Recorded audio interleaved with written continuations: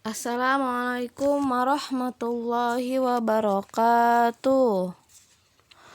Selamat pagi anak-anak ibu yang sholih dan sholihah. Bagaimana kabarnya hari ini? Semoga semua selalu sehat, selalu dalam lindungan Allah Subhanahu wa taala. Amin ya rabbal alamin. Ya, sebelumnya sudah membaca doa dan membaca Asmaul Husna kan? Ya, jangan lupa juga sholat duha dan membantu orang tua. Ya, hari ini kita akan melanjutkan pembelajaran yang kemarin, ya, subtema 2, pembelajaran 3 dan 4, kewajiban dan hakku di sekolah. Ya, masih ingat kan apa itu kewajiban? Kewajiban adalah sesuatu yang harus dikerjakan, yang harus dilakukan, ya, harus wajib. Nah, apa itu hak? Hak itu sesuatu yang harus didapatkan, ya, setelah kita melakukan kewajiban. Jadi, hak dan kewajiban itu harus selaras, ya, harus seimbang. Nggak bisa kalau mau dapat haknya aja tapi tidak melaksanakan kewajiban, ya, tidak bisa, ya. Jadi kita harus melaksanakan kewajiban kita dengan baik, ya, dimanapun itu kita berada, ya. Kalau di rumah berarti kita sebagai anak melakukan kewajiban kita sebagai anak. Itu apa kewajibannya? Membantu orang tua, mendoakan orang tua, terus belajar, ya, merapikan tempat tidur, terus menjaga perabotan rumah. Begitu juga dengan di sekolah, ya, punya kewajiban. Apa kewajibannya di sekolah? Belajar, ya, mendengarkan penjelasan guru dengan baik, dengan tenang. Terus apa lagi? Menjaga kebersihan kelas, ya. Nah, sama, ya, di rumah juga, di hak juga, ketika sudah melaksanakan kewajiban maka kita akan mendapatkan hak kita. Terus pembelajaran 3 dan 4 ini, ya, yang pertama itu kita akan belajar matematika, ya, tentang pengurangan. Di sini 120 dikurang titik-titik. Nah, ini masih kosong, sama dengan 100. Misalkan nih, Bu Guru, ya, seluruh murid Bu Guru itu ada 120. Nih, seluruh murid Bu Guru di kelas 3A itu ada 120 siswa. Nah, yang siswa laki-laki itu ada 100. Berapa jumlah siswa perempuan? Nah, siswa perempuan yang kuning ini nih, yang ditanya siswa perempuan. Tadi kan siswa seluruhnya nih, laki-laki dan perempuan itu ada 120. Yang laki-lakinya ada 100 siswa. Nah, yang perempuannya ada berapa? Caranya bagaimana, Bu?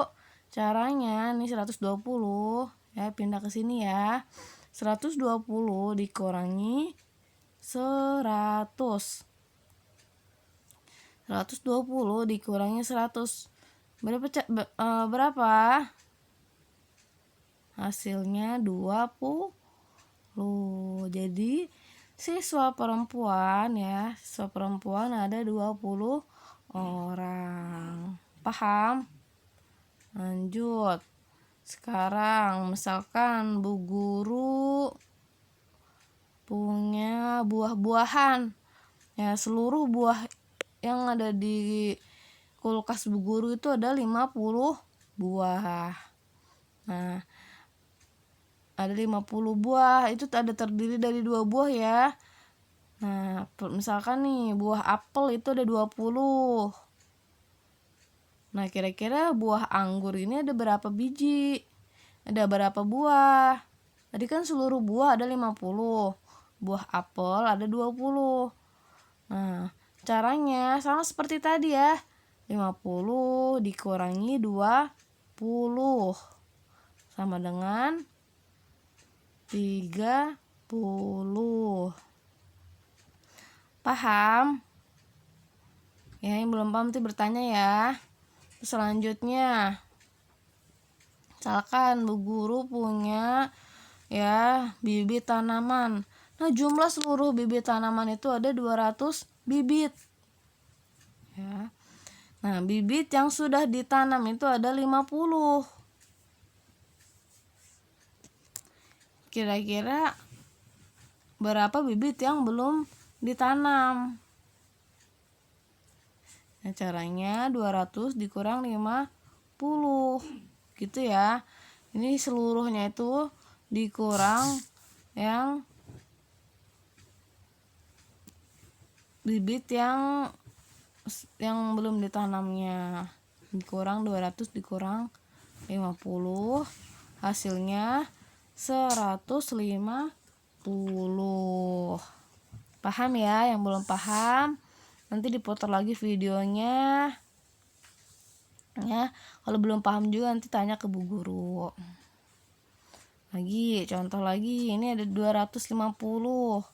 Misalkan ini 250 siswa.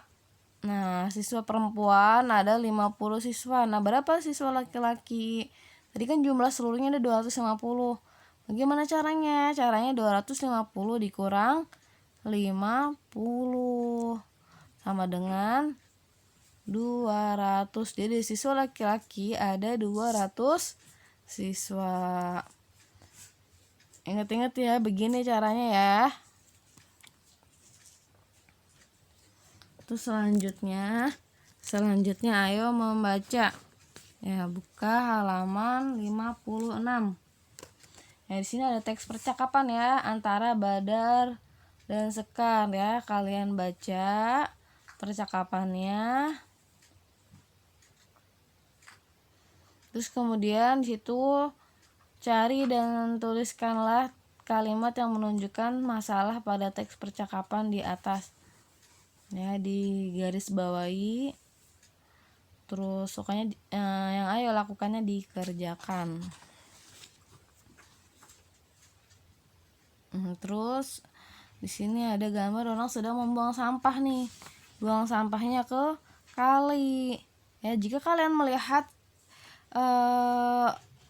orang seperti ini, apa yang akan kalian lakukan? Ya, memberi saran ya atau menasehatinya ya.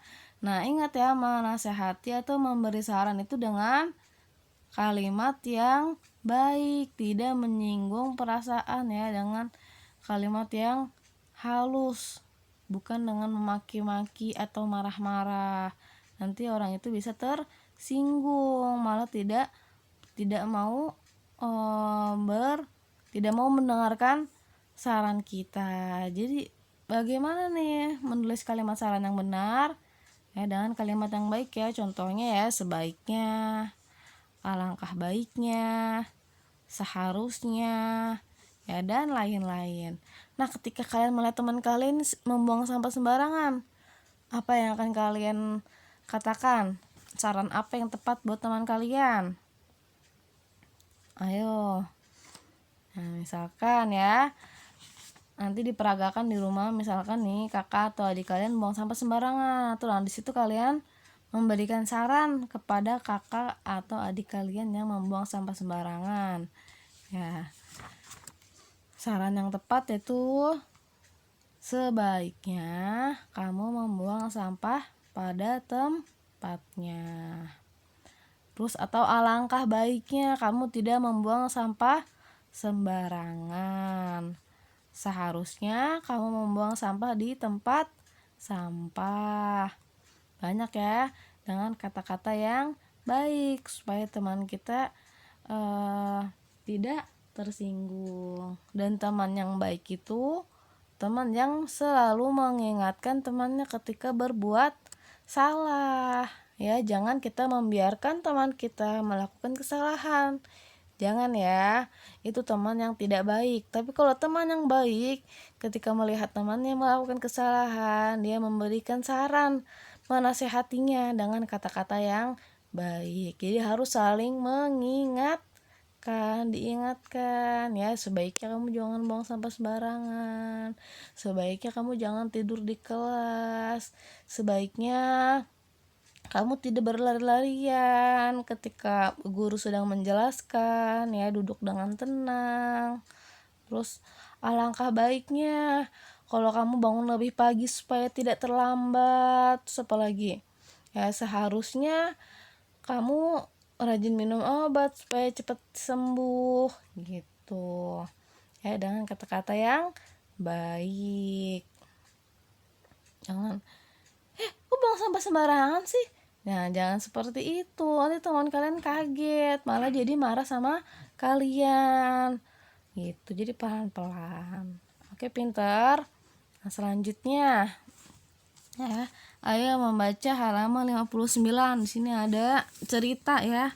Harry sakit lagi. Jadi di sini Harry sudah sakit nih, sudah 3 kali Harry tidak bersekolah ya. Jadi minggu lalu nih Harry tidak ke sekolah karena terpleset di kantin ya, serta sakit perut akibat makan makanan yang tidak dibeli di kantin. Jadi Harry jajan di luar ya, makan makanan yang tidak bersih atau bisa kena laler. Jadi kalian harus hati-hati ya jajan ya, pilih-pilih tempat, tidak boleh jajan sembarangan. Nanti kalau sakit perut siapa yang sakit? Kalian yang makan makanan tidak sehat. Nah, seperti Harry ini, Harry sakit perut karena makan makanan yang tidak dibeli di kantin, makan makanan yang kurang bersih. Nah, kemudian hari ini Harry tidak masuk sekolah karena sakit demam berdarah. Jadi kemungkinan karena sering bermain di belakang sekolah ya, di situ banyak semak belukar, juga ada genangan air hujan ya yang tertampung pada barang-barang bekas. Nah, di situ kan kalau ada genangan air itu bisa untuk tempat ya bertelurnya nyamuk. Nanti di situ ada jentik-jentik nyamuk berubah jadi nyamuk. Nah, jadi Pak Guru dan anak-anak ya, teman-teman Harry tuh menjenguk Harry di rumah sakit. Nah, Harry tuh terbaring lemah di atas tempat tidur, wajahnya pucat. Terus Harry juga diberi cairan infus. Nah, anak-anak datang untuk menghibur dan memberi semangat kepada Harry agar segera sembuh. Harry dan kedua orang tuanya mengucapkan terima kasih. Nah, kemudian nih peristiwa yang dialami Harry dibahas dalam rapat kepala sekolah bersama para guru. Jadi Bapak kepala sekolah tuh berpendapat bahwa tidak boleh ada korban lagi yang jatuh akibat lingkungan sekolah yang kotor dan tidak terawat. Akhirnya Bapak kepala sekolah berkata ya, kita sebaiknya melaksanakan kerja bakti secepatnya. Nah, itu kalimat saran ya. Kita sebaiknya melaksanakan kerja bakti secepatnya.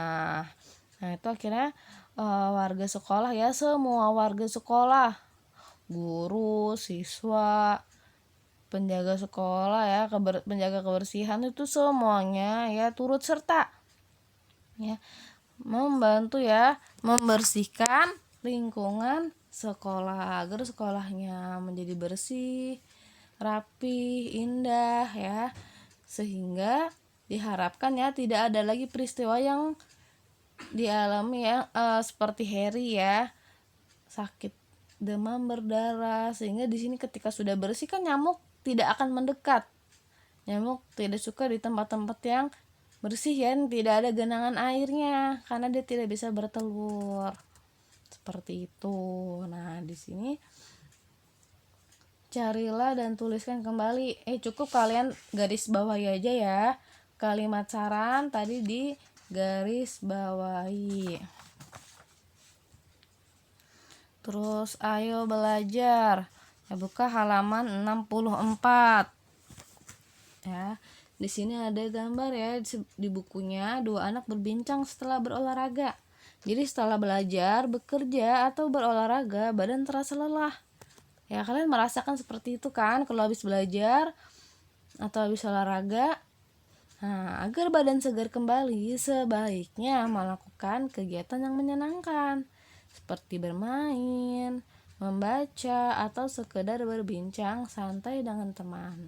Selain menyenangkan, kegiatan seperti itu menyehatkan tubuh kita bisa diumpamakan seperti mesin ya.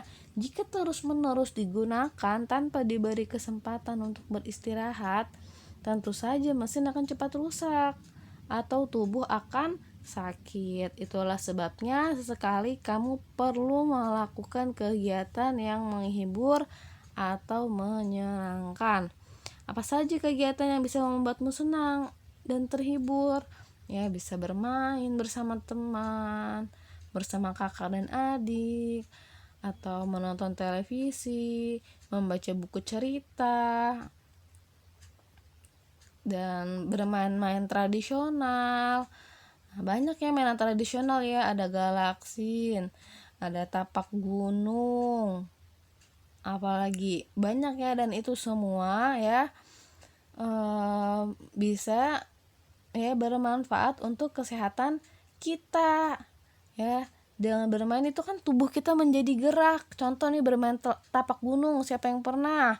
Nah, itu di situ kita loncat ya dengan satu kaki, tuk tuk hap gitu, terus kakinya dua, ya kan? Itu sebagai salah satu olahraga juga ya, bermanfaat untuk kesehatan tubuh. Jangan main HP terus. Coba main HP yang gerak apa? Jari-jarinya. Badan kalian gerak nggak? Kakinya gerak tidak? Tidak. Ya, itu tidak membuat sehat ya, malah membuat capek. Cuman gerakannya jari-jari doang, mata jadi lelah karena selalu melihat sinar. Ya, tidak baik ya bermain HP terus-terusan ya.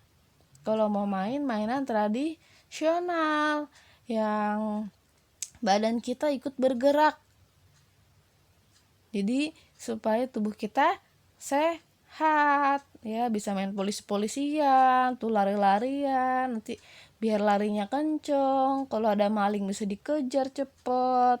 Siapa tahu kan kalau kalian mau jadi polisi kan harus cepet larinya gitu. Nah, jadi bisa mengisi waktu luang itu dengan bermain permainan tradisional ya, seperti di gambar halaman 65. Jadi jangan main HP ya.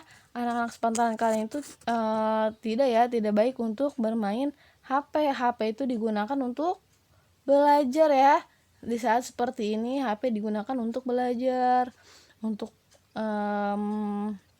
menambah ilmu ya, mencari materi pembelajaran. Oke, terus selanjutnya tugas kerjakan ya halaman 55, 56. Terus bahasa Indonesianya kerjakan halaman 62, 67. Terus PPKN kerjakan halaman 68. Nah, ya, kerjakannya pelan-pelan aja. Misalkan kerjakan matematika dulu nih, terus istirahat, bisa makan cemilan, terus lanjut lagi ya, bahasa Indonesia yang dikerjain, terus istirahat dulu ya, makan lagi, makan cemilan lagi, terus kerjain lagi ya, supaya tidak pusing ya, pelan-pelan ya dikerjakannya. Istirahat dulu ya. Selamat mengerjakan. Ingat ya, kalau ada yang belum paham bisa langsung tanyakan saja ke Bu Guru. Semangat ya anak-anak ibu yang solih dan solihah. Ingat, fastabiqul khairat, berlomba-lombalah dalam kebaikan. Subhanakallahumma wa bihamdika asyhadu alla ilaha illa anta astaghfiruka wa atubu ilaik. Wassalamualaikum warahmatullahi wabarakatuh.